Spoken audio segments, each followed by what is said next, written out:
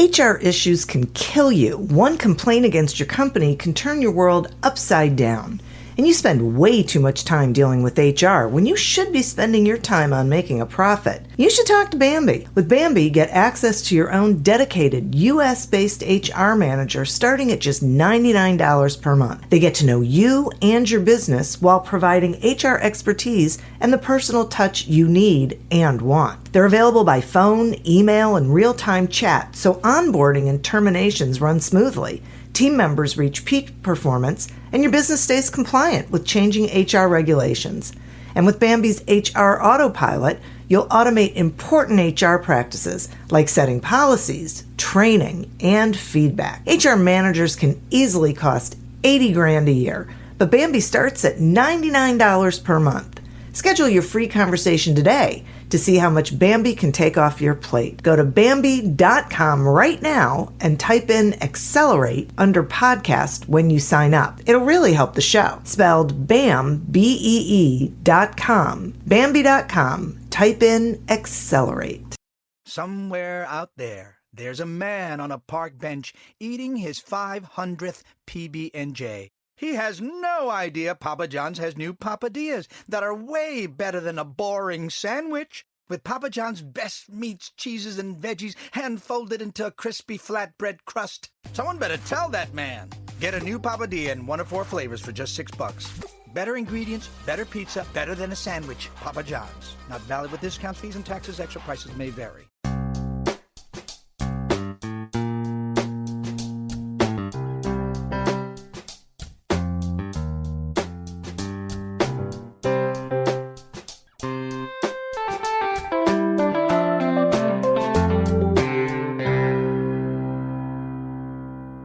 Welcome to Accelerate Your Business Growth with your host, Diane Helbig.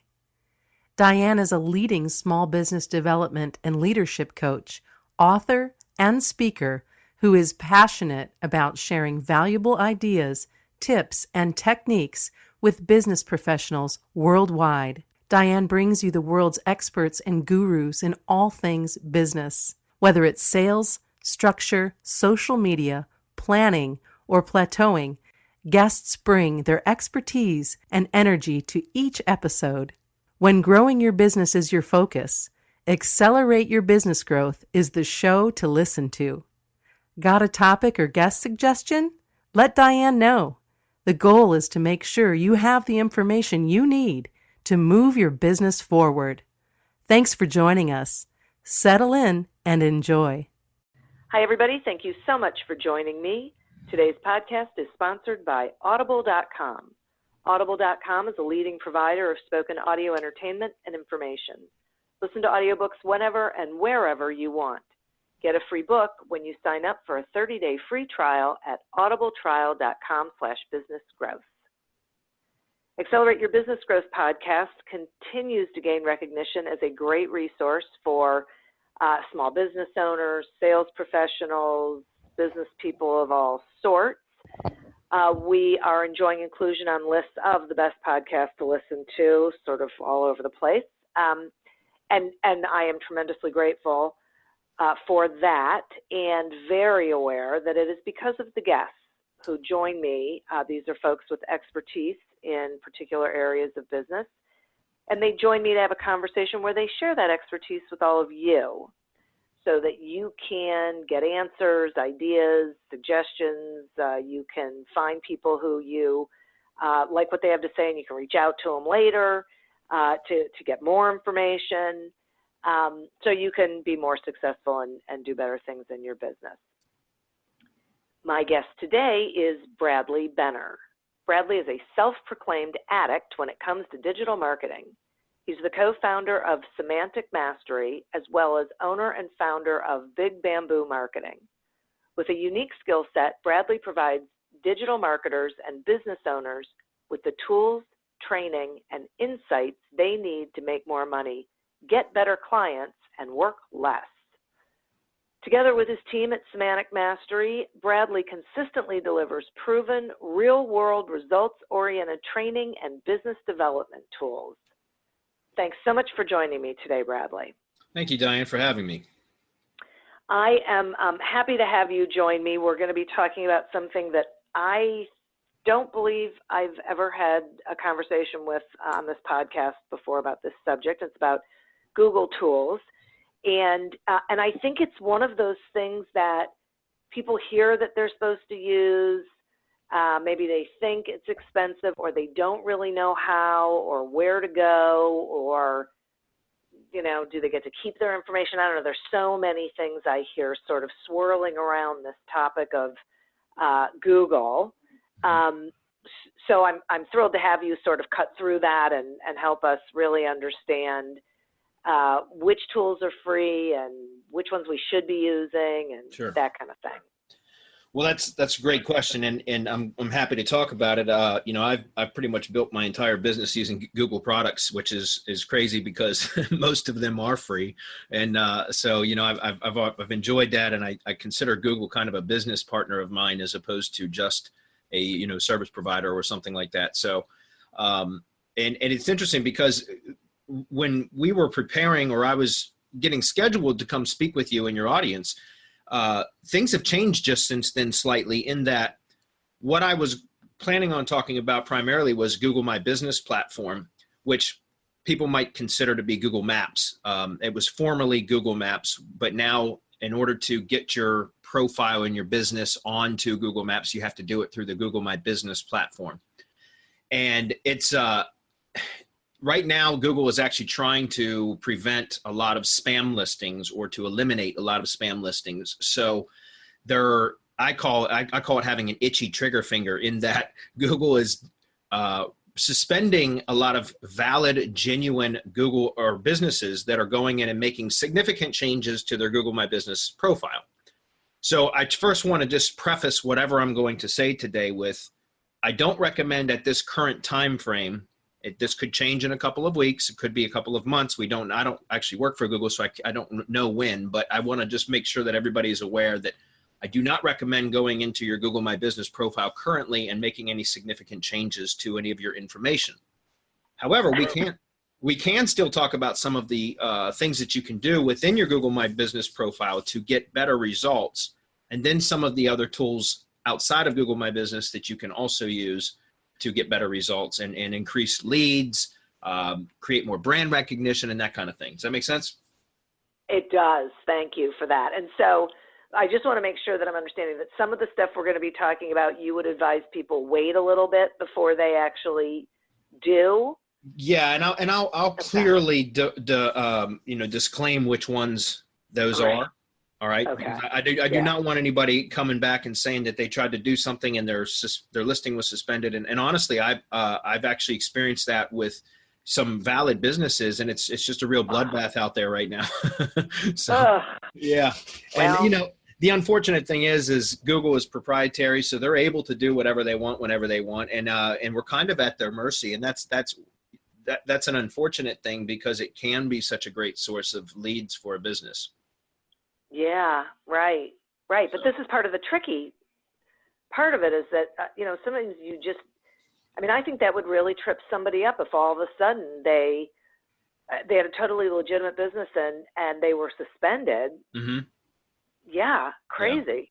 Yeah, and so again, I just want to caution everybody now. So I am going to still share with you some things that you can do as business owners, specifically that will help you to generate leads that aren't causing any issues right now. And those I would suggest that you actually implement, ASAP, as soon as possible, because they're very, very effective, whether you're a local business, which most people think of having a Google Maps listing, which again is now Google My Business profile. And I'm going to call it GMB for short.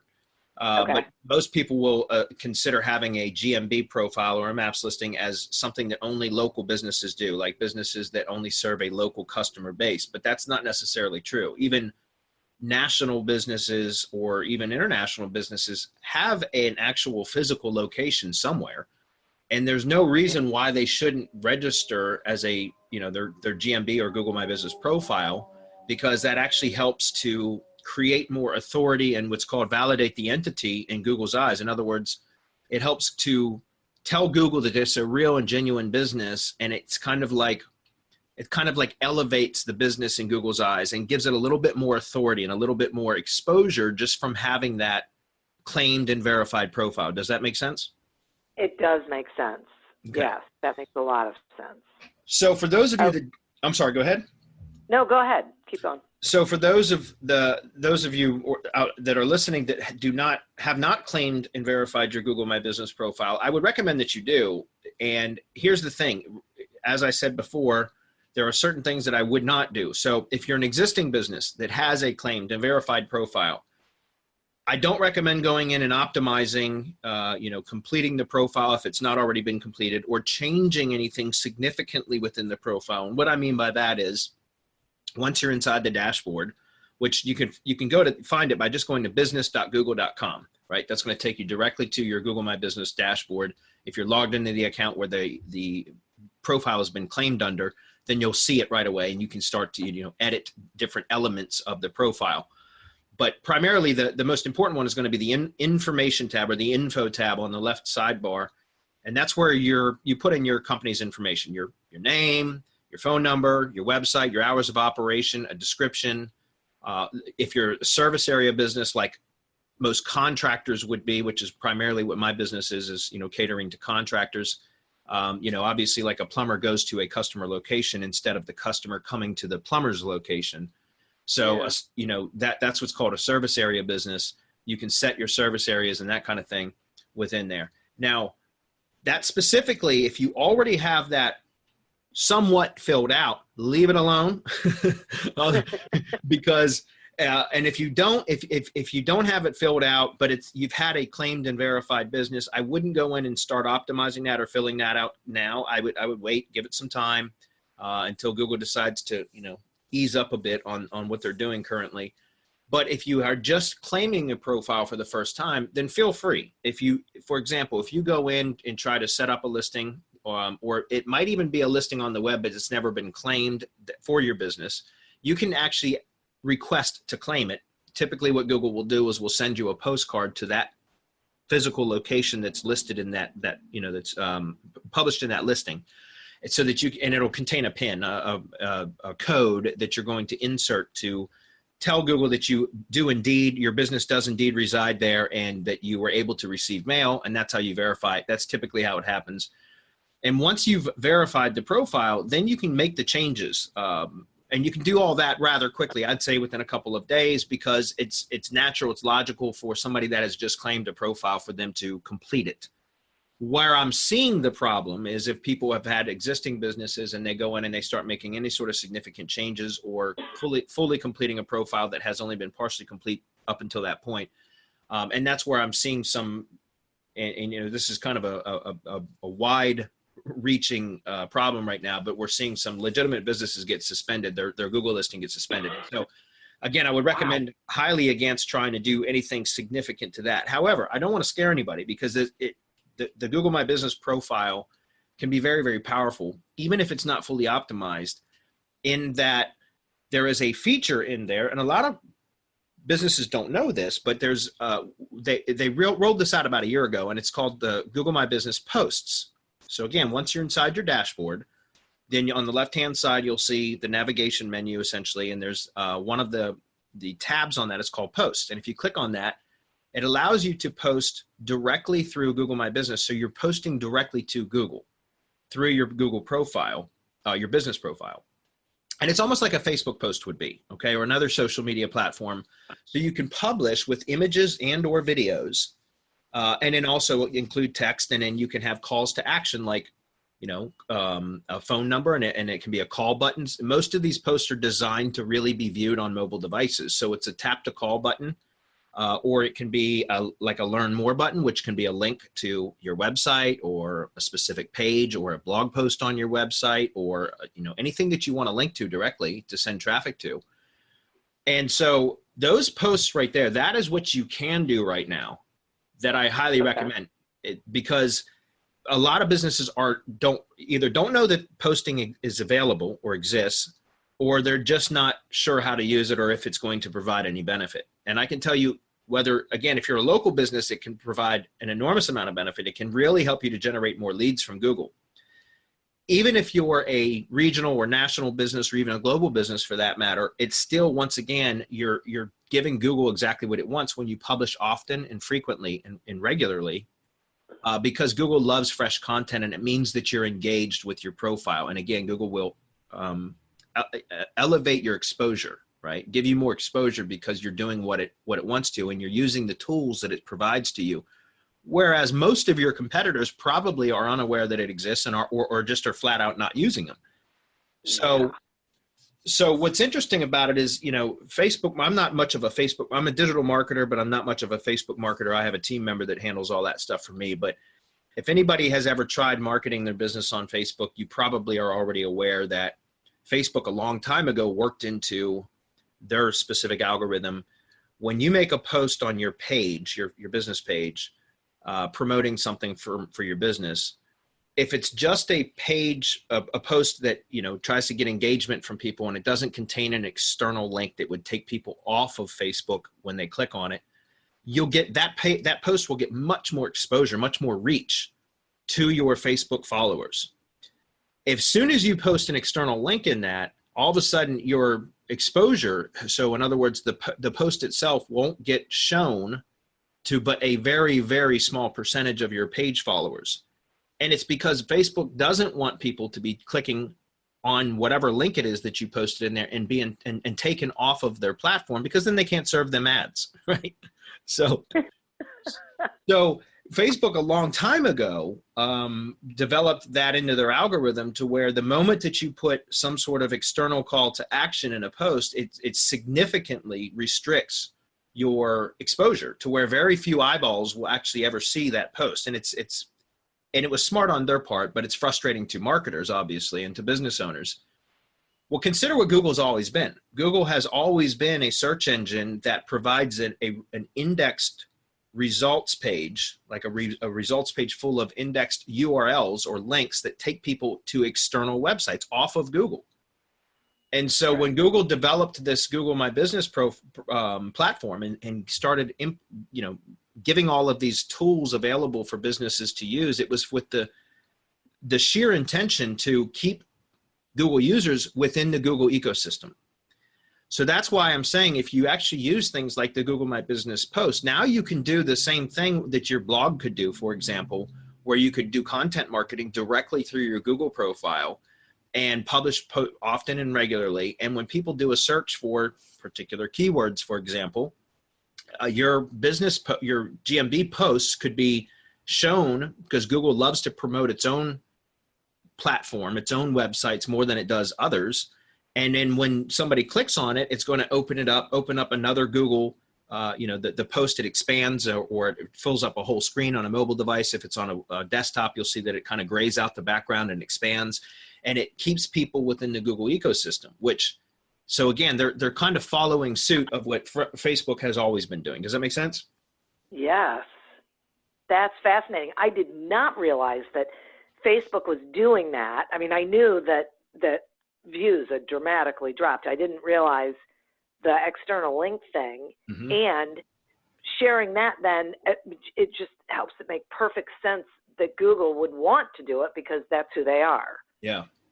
Yeah. If you think about it, especially searches with local intent, so search queries with local intent, like, and we'll talk a little bit here about some of the keywords that you can target specifically within your post to get more results as a local business. But you can apply these strategies again, even to a national business. But if you do a search for pet store near me, and near me modifiers are incredibly powerful. And when I say near me, there's variations of those near me modifiers. So for example, you could say pet store near me, or restaurants in my area, or tree services close to me, or close by, or nearby. Like those are all type of what I call near me keywords.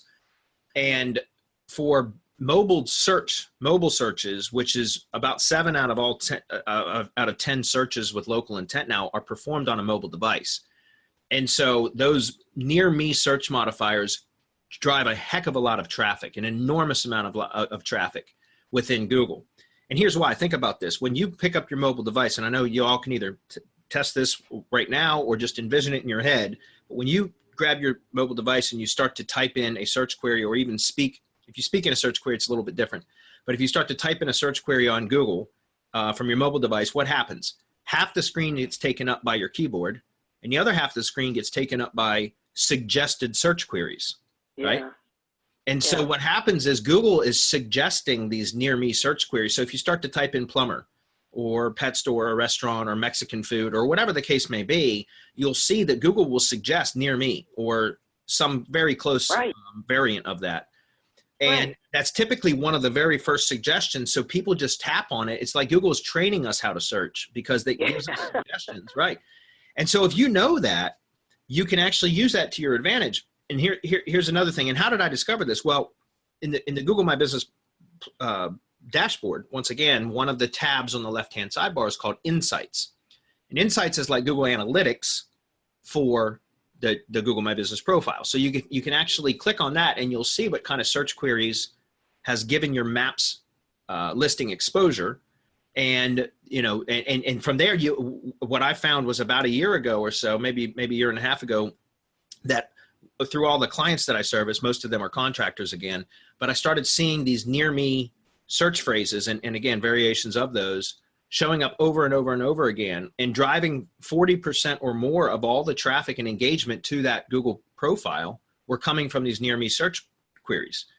And so it was really interesting. And I said, okay, well, how can we utilize that to our advantage? And it's almost like Google gives us the keys to the kingdom, because when you can go into your insights and see what type of queries are giving your listing exposure, and then select the ones that are relevant, put them into a spreadsheet or a notepad file or something like that, and then use that in your content marketing for your GMB posts. And so if you work those keywords or those search queries directly into, especially the first line of the post, the text portion of the post, again, they're very image and or video driven posts, but you can put text in there up to 1,500 characters. So one of the things that I've always recommended doing, and I've seen incredible results for this, especially for local stuff, is if you use the near me search queries in that first line of text. Well, how do you do that to where it reads properly? Very simply, like if it's plumber near me, for example, you could type in as the first line of text, did you just search for, and then put in quotes, plumber near me, ? Well, look no further because Joe's Plumbing provides, plumbing services in the Fairfax, Virginia area or whatever.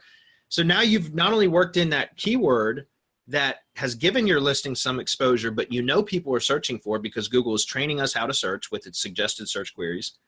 But you can also give the call to action and work in your location modifiers, such as like whatever town or city that you service. So you can say, we provide plumbing services such as drain cleaning and water heater repair in the Fairfax, Virginia area, if that makes sense. So, you can start to work in these additional keywords that you want to get more exposure from. And if you do that consistently and regularly over time, what happens is Google will start to provide you exposure for those search queries in those areas that you're mentioning, so that you can start to siphon traffic from other areas, even outside of your immediate area where your maps listings would show. Does that make sense? It does. So that's crazy. Yeah, and it's interesting because, you can do the same sort of thing, even, like I said, with you're not just a local business. I primarily deal with local businesses, but even businesses that serve a much wider area or national businesses can still utilize that and utilize the power of Google's own properties to help promote their organic SEO rankings, which, typically a business that doesn't serve just a local market, they're looking to get ranked in the organic section, which are essentially the links underneath maps. And a lot of times search queries that do not contain local intent or have local intent are obviously not going to show a maps listing in the search results. And that's good. You can still utilize Google My Business to even help promote those, because once again, in those posts, there's the ability to add a call to action button.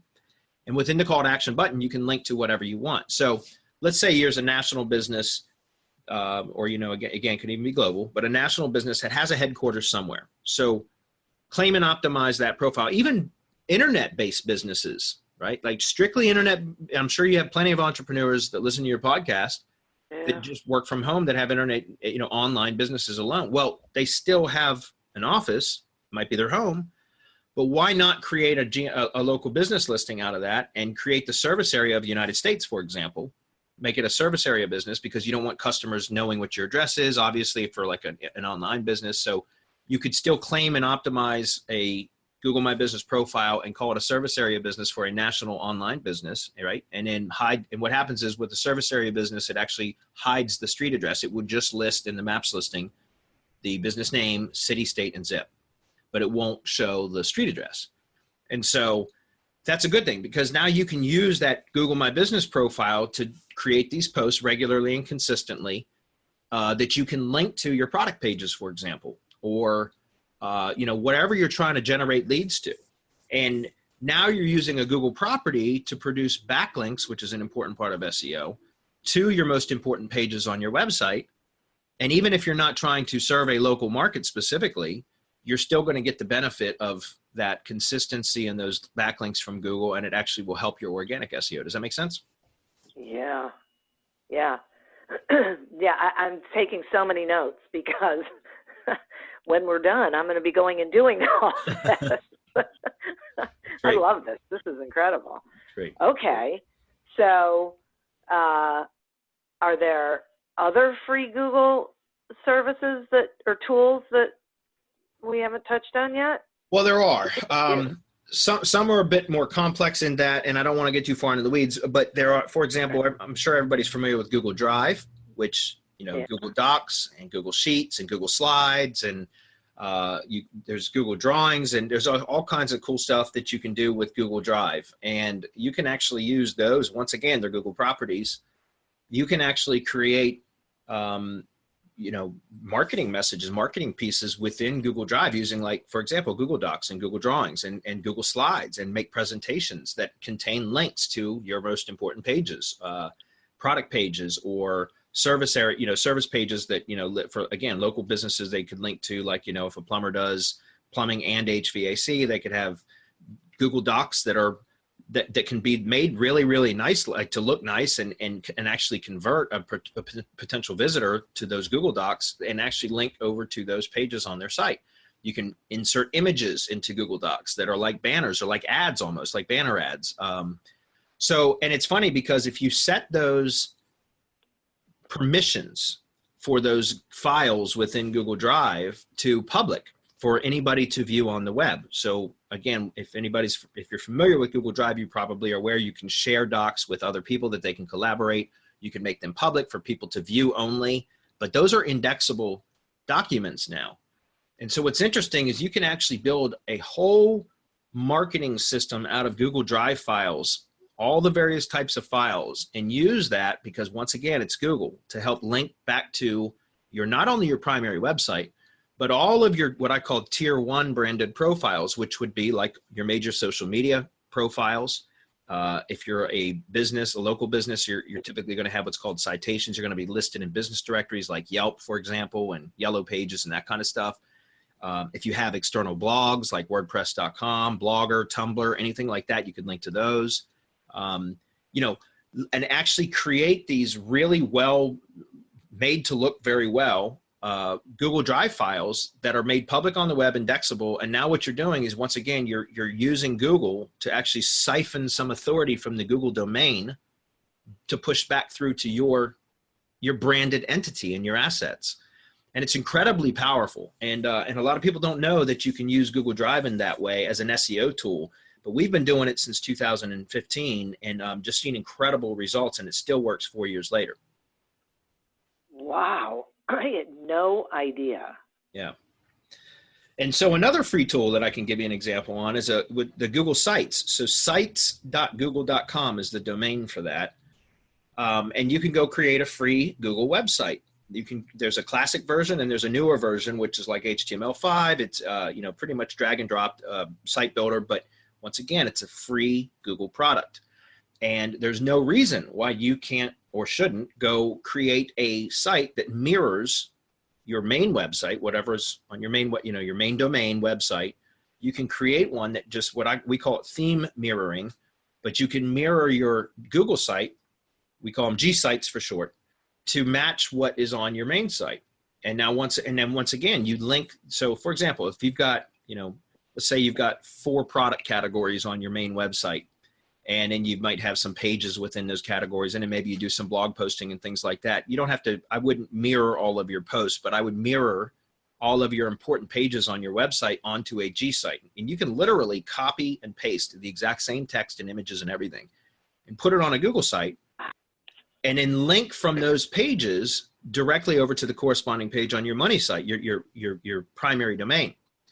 And now what you've got is a Google site that is, once again, you're transferring authority from Google back to your main site. And now you can do some of, external SEO. So like link building and things that typically you would only want an SEO professional to do, because if you don't know what you're doing with link building, you could actually cause some harm.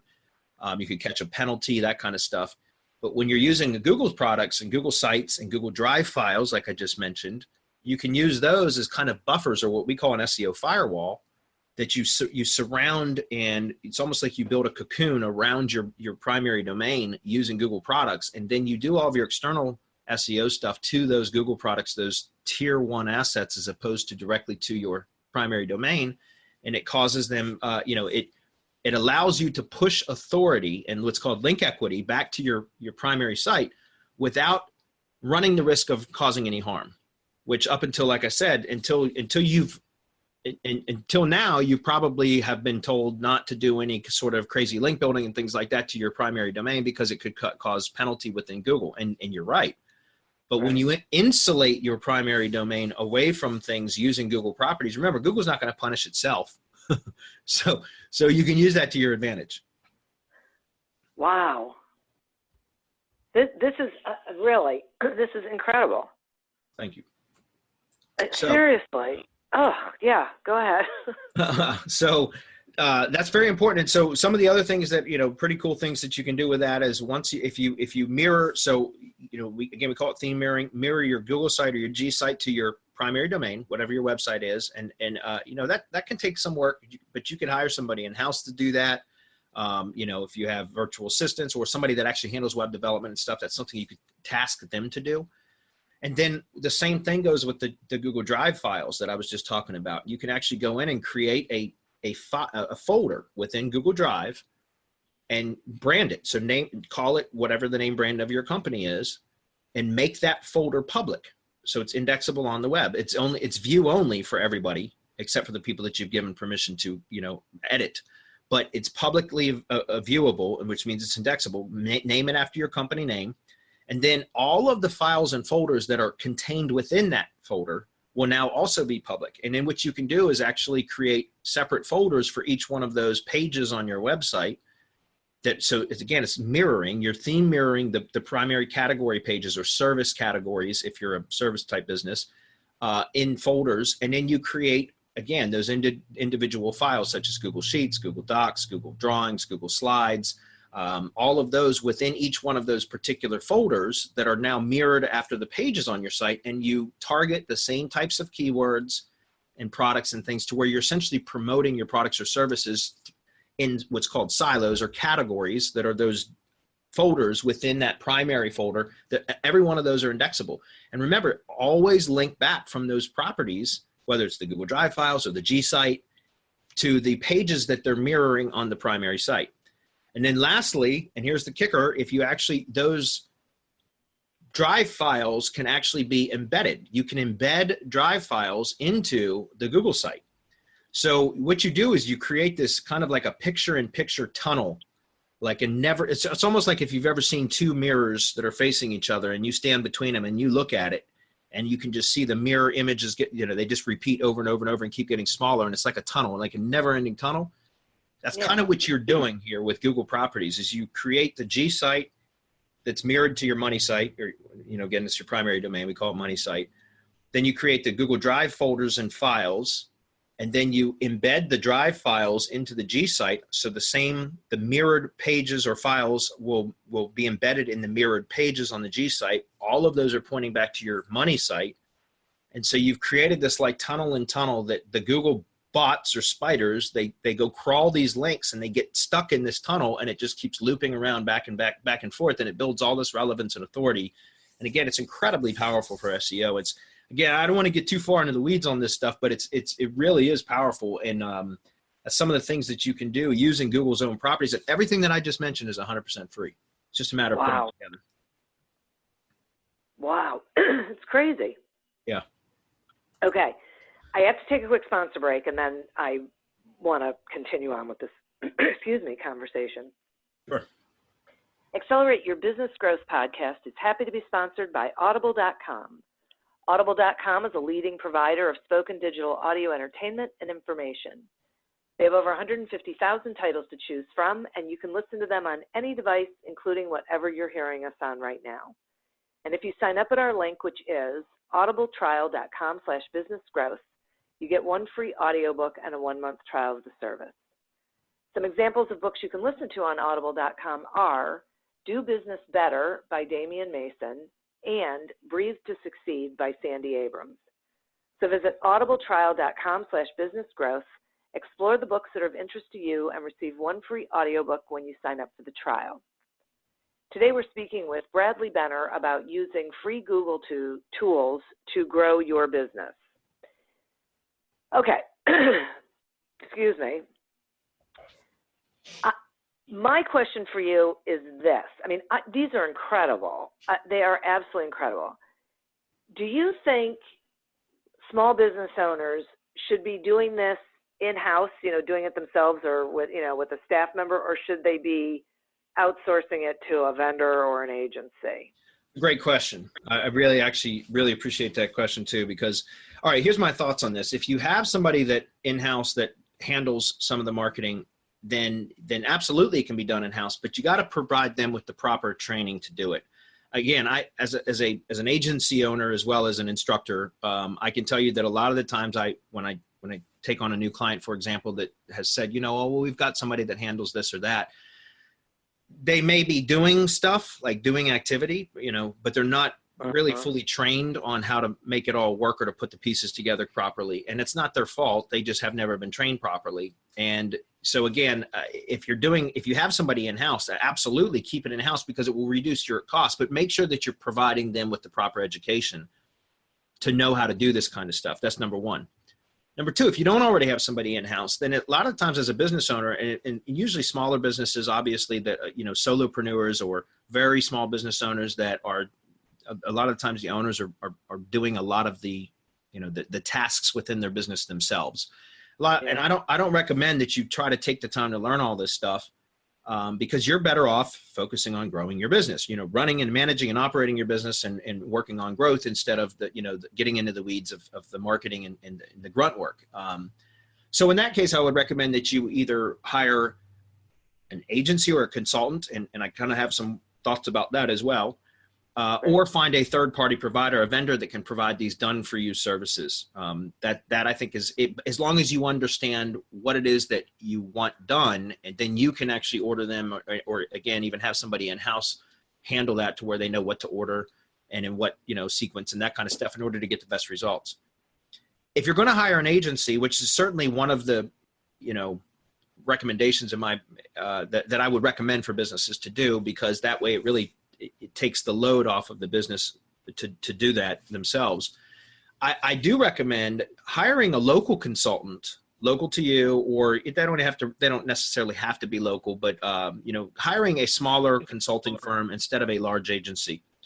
And the reason I say that is because I've been in this business a long time now, going on 10 years, and I've seen a lot of my own clients that have come from, had experiences with larger agencies. And I can't paint with too broad of a brush. There are certainly good ones out there, but a lot of the times with larger agencies, they treat their clients as commodities, another source of revenue, and they don't really provide customized marketing solutions particular to that business or specific to that business.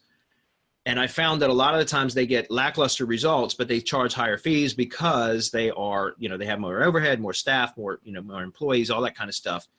And so I have found through these years that hiring a more personal, like smaller type of consultant that is going to provide more individualized attention, more customized marketing solutions for whatever business they're providing the marketing for, you tend to get much better results. And so again, if you're going to hire an agency and or a consultant, I would recommend sticking with a smaller firm that's going to give you more personal attention, where you're not treated so much as a commodity. Again, if you can go to an agency website, and this is my opinion, but if you can go to an agency website and see like packages that you could just select from, you're probably not going to be served very well by them, because one size does not fit all. They may think it does, but it really doesn't. And in my experience, I have found that hiring or being able to have a conversation with a business owner about what their marketing needs are, who their customers are, what drives what the hot buttons are, the pain points, that kind of stuff. Really listening, asking questions and listening, and then developing a customized marketing proposal around that, or marketing plan, I should say, around that. And then implementing that typically gets much better results. Okay, I cannot even begin to tell you how much I appreciate that information, and I want to take it like a little step further. If someone's listening to this and they're like, okay, I get it, that all makes sense to me, and they're going to go look for a local agency. So other than the packages, are there other things they should look for? Are there questions that they should ask? Because there's so many companies out there saying they do the stuff that I'm not really necessarily sure they do. Yeah, that's a good question. Yeah, I would say that, when you interview a potential vendor or an agency, a marketing consultant, whichever it may be, that one of the questions that you should ask is, do you provide customized solutions? That's a very quick and simple way to kind of, weed out those that say that they have, boxed solutions that just work all the time, because I found that not to be the case.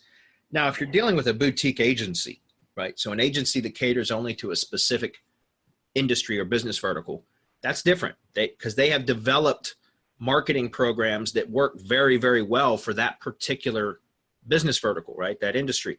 Those, that's a good choice, by the way. You're typically going to pay a premium for that, but they understand that market, or the business's customer market, very, very well. They speak their language. They know the vocabulary. They know what the customers are looking for that particular business type, where the pain points are, all that kind of stuff. So they've developed all these marketing collateral around that particular industry. So again, going to a boutique agency is a fantastic way. You're going to pay a premium for that, but it's a great way to get really good results. You can find boxed solutions with those type of providers. But for the Me Too agencies, right, the more general type agencies that will deal with just about any type of business that will talk with them, I found that if they have box solutions, it's a bad thing. So one of the things that I would recommend is just very simply is just say, do you provide customized marketing proposals? And if they say yes, then that's a good indication. And when having that conversation, pay attention to whoever it is that you're speaking with. And if they're asking a lot of questions about your business and letting you do the talking, you being the business owner, then you've probably found a really good, at least potentially a good provider. Because it's not about what the agency knows and how much knowledge they have in marketing or big SEO words and all that kind of stuff. It's not about that. It's about the agency asking questions and letting the business owner speak so that they can identify what will work for them. Does that make sense? Completely. I especially appreciate that, because that is so my belief system, that the seller should not be talking. They should be going through discovery. Right. They should be finding out as much as they can. So I agree. I think that's a great way to see if someone is potentially, good in that field. Okay. All right. That makes sense. Okay. So do you recommend any other methods for growing a business? Are there other suggestions that you would have for the listeners? Yeah, absolutely. And and once again, I'm going to go back to Google. I'm primarily the Google guy. Some of my other partners deal with some of the other platforms, but I've always really stuck to Google stuff. And so that would include YouTube. I think businesses should be using YouTube. There's a ton of traffic on YouTube, and the younger audiences, like millennials and younger than that, are not really watching a lot of, network or programmed TV anymore. They're watching stuff on demand. There's a lot of YouTube being watched. And so you can actually, and what's great about it is, obviously video type advertising in the past had been like shotgun approach, where you would buy airtime and you would just show a really expensive 30-second air spot to everybody within a particular geographic region or whatever, whether they were interested or not. And you had no idea. You were just showing it. You were paying a lot for the exposure, but you don't know who was really watching. With current media, the way that it is, especially YouTube, you can really target to where only people are going to see your ad that are likely to engage with it or to be interested in it. The targeting has within the YouTube ads platform, what's the Google ads platform, formerly Google AdWords. It's now called Google Ads. But that includes search marketing or search PPC, pay-per-click. That also includes YouTube advertising, as well as the display network, which are the banner ads that are almost on every website in the world. And you can manage all of that from the Google Ads dashboard. And then within YouTube, within the last year and a half or so, they have gotten so much better at targeting. It used to be that Facebook was the best for targeting demographics and interests and, that kind of stuff. But now Google is catching up, and YouTube especially, to where you can create, if you're not into creating by the way, some of the videos that you can create even as a business owner or people on staff, for example, with their mobile devices are actually really good videos for, just getting your message out over buying a really polished, well-produced video, because I think kind of the market has shifted in that the internet users and consumers react better and engage better with more genuine, real type videos than these over polished like marketing messages. And so you can, even on a shoestring budget, you can really get some good results with just, a mobile device video, trying to get messages out or speak about what your brand is and who you are, what your vision is as a business or a company, things like that. And then just put that stuff out on the web, on YouTube, and find audiences that are interested in that kind of thing, and use the targeting options inside of the Google Ads dashboard to really get that video in front of people that may very well be or likely interested in what you have.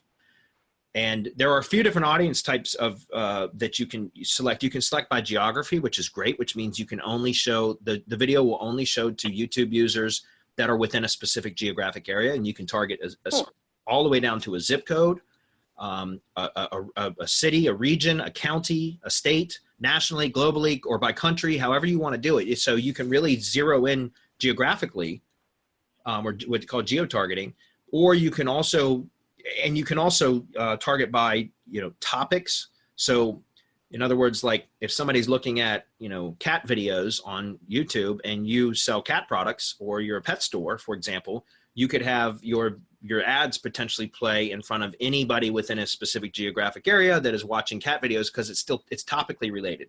However, you can also use what they call interest targeting. And interest targeting is because Google knows, just like Facebook does, who we are and what we do, what we like, where we go, what we eat, what time we wake up.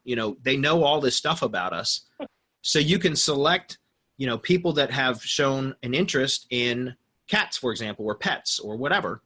And so it doesn't matter whether they're watching cat videos or if they're watching sports highlights on YouTube. Google knows that individual, that viewer is interested in cats. So your ad about your cat products or your pet store or whatever could play directly to them, even if they're not watching a topically related video, because there's still a very good chance that they're going to be interested in that. So my point is, you can use these different targeting options to really zero into the specific audience that is most likely to engage with your ad and click back to your website and, become a lead, or, call or contact you, or whatever the case may, whatever your call to action or conversion goal is. So it's very, very important. And I think YouTube, by the way, YouTube ads are so inexpensive. It's incredible compared to something like search ads, which are rather expensive, very effective, but rather expensive. YouTube ads are incredibly inexpensive. And you can, just a small budget for branding campaigns, for example, having a video just talking about who your business is and what it's about, why, not necessarily like touting like why you're awesome or whatever, but like just who the business is. And for example, I've got a roofing client that he's one of the highest rated roofers in the Virginia area, Northern Virginia especially. And so we have a YouTube ad that was by another company that rated him best of the best roofer in Virginia. And it's about a 2-minute video. And we use that through targeting options and YouTube ads just to play in front of the northern, a very specific geographic targeting area. And for anybody that is what's called, there's something else called in-market audiences. And these are people that are known to be searching for something in particular. Like an in-market audience could be professional services, home and garden, roofing services, right? So if you select that targeting group, those are people that have actively been searching for roofers or reading roof repair or home improvement magazines and that kind of stuff, or blogs online and that kind of stuff. And so this video now plays in front of any video. It doesn't matter what they're looking at on YouTube. They're going to potentially see this ad that's saying, hey, this roofing company's been named best of the best in Virginia, one of the highest rated of all times, blah, blah, blah. If you have any roofing issues, give us a call. That might not necessarily convert into a direct lead at that moment, but what that does is it creates brand recognition, right? Right. So the more you see that ad, the more you see, whenever the roof does leak, and it's time, it could be a year from now, whatever, whenever the roof does leak, that person's going to say, oh yeah, I keep seeing that ad from, roof.net or whatever the company is. And I'm going to go look them up online, and they just go search for that brand instead of searching for roofers in my area. They search specifically for that brand, if that makes sense.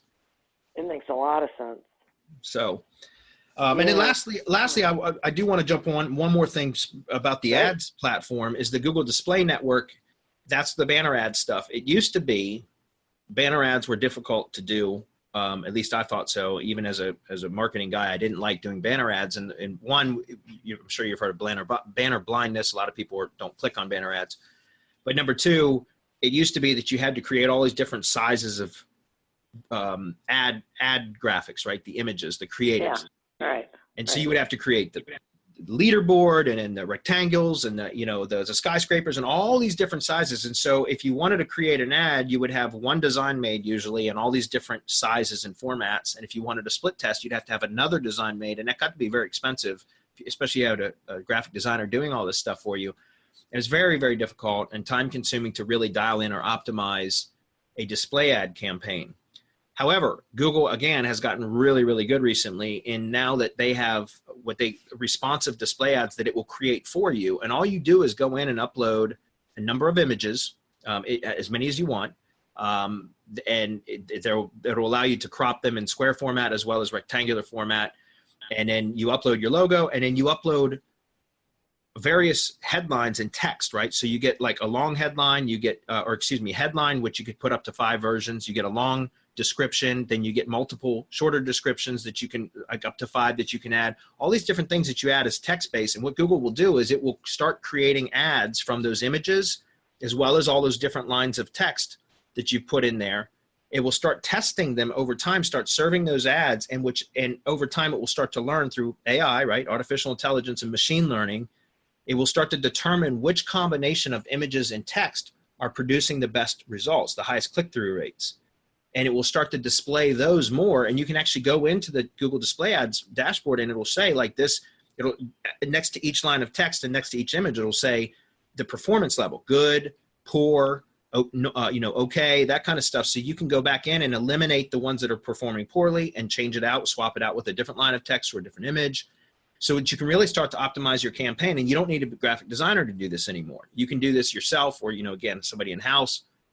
And what's great about it is if you're not using Google remarketing, right? Remarketing is like retargeting on Facebook, which means if anybody lands on your website and then they leave and they haven't converted into a lead or, a phone call or made a product purchase or whatever your conversion goal is on your website, if they haven't converted, but they've landed on your website and then they leave, well, now you can cookie them and have these banner ads follow them around. Just like I know if you go to Amazon and you see something on Amazon, you check out the product page, but you don't buy it, you're going to see that ad for the next week everywhere you go.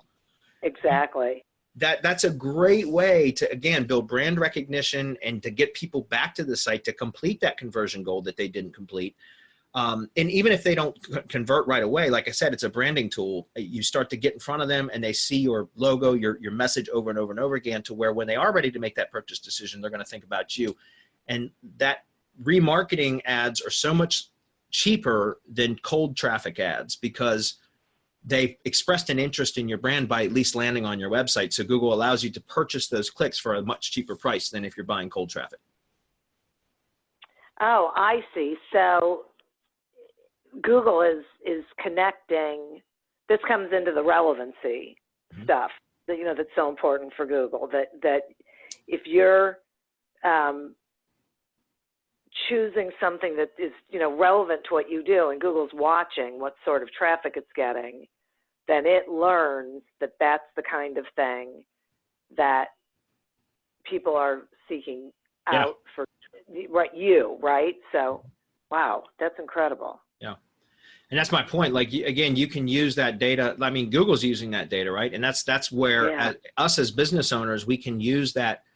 We can advertise by selecting those segments of data that are relevant to us and our products and our services, so that we're only serving ads to those people that have expressed an interest. It doesn't even have to be our site. So for example, let's say you sell a competing product to a product similar to one of your competitors, and that there's a Google user out there that has gone to your competitor's website. Well, now you can access that person, that individual, that consumer, by targeting them, because Google has put them in a bucket, so to speak, that they're known to be interested in this particular product or service.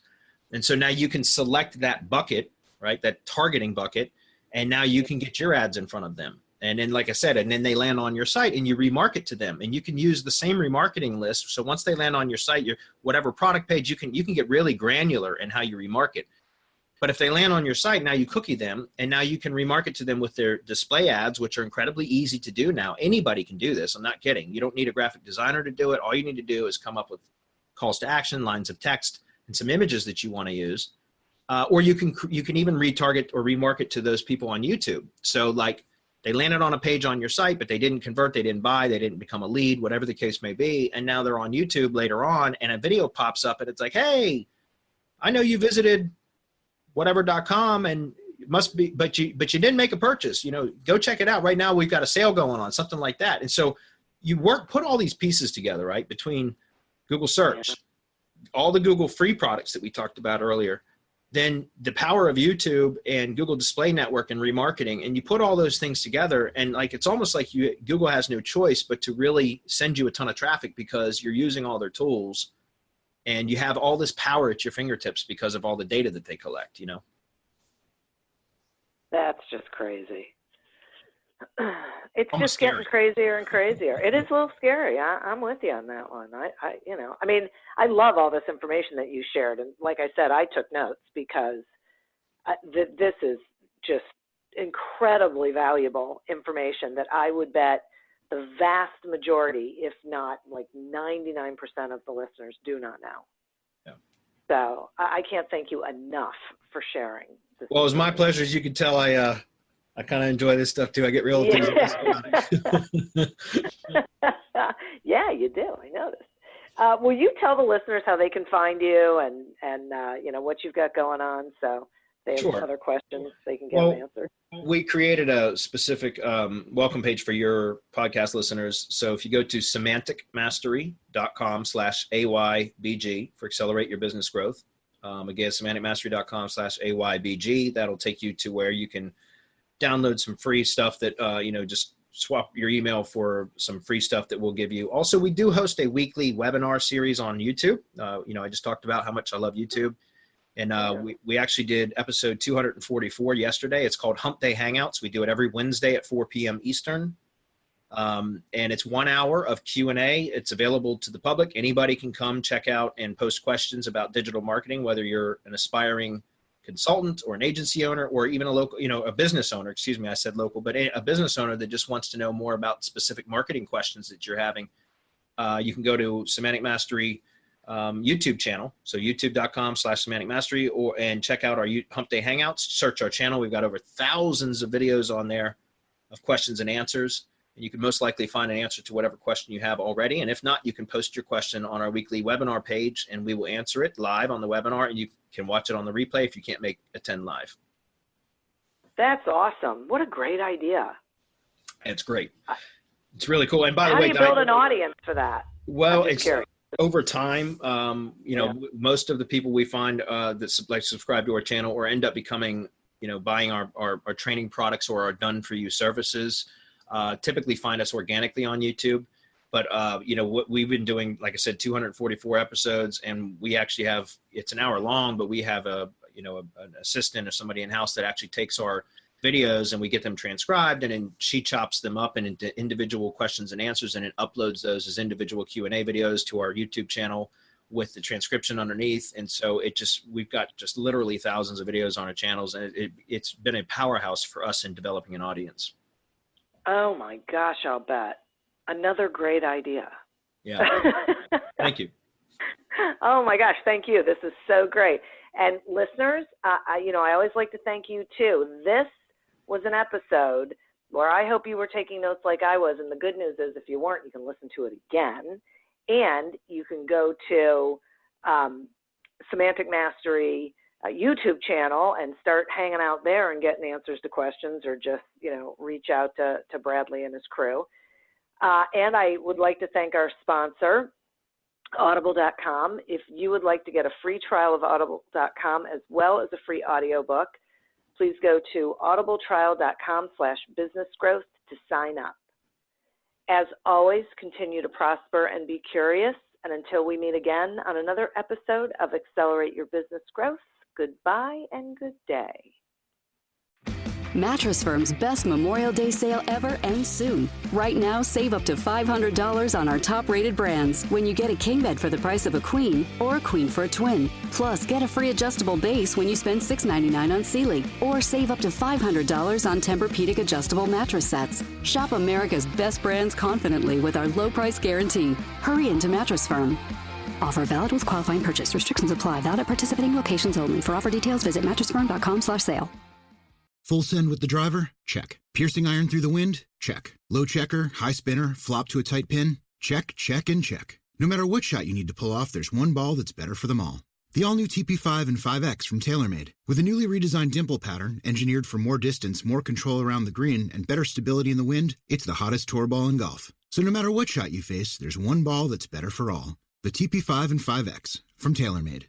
Hi, my name is Sarah, and I want to tell you about my podcast called Can I Offer You Some Feedback? I'm a business consultant and executive coach with over 20 years experience in change management, leadership development, and naturally providing feedback to high performers. My podcast is for those of you who have a complicated relationship with feedback, whether giving, receiving, avoiding, or seeking. Feedback is essential for our development. In each episode, you'll hear from real people across industries with their ideas, perspectives, and best practices on feedback.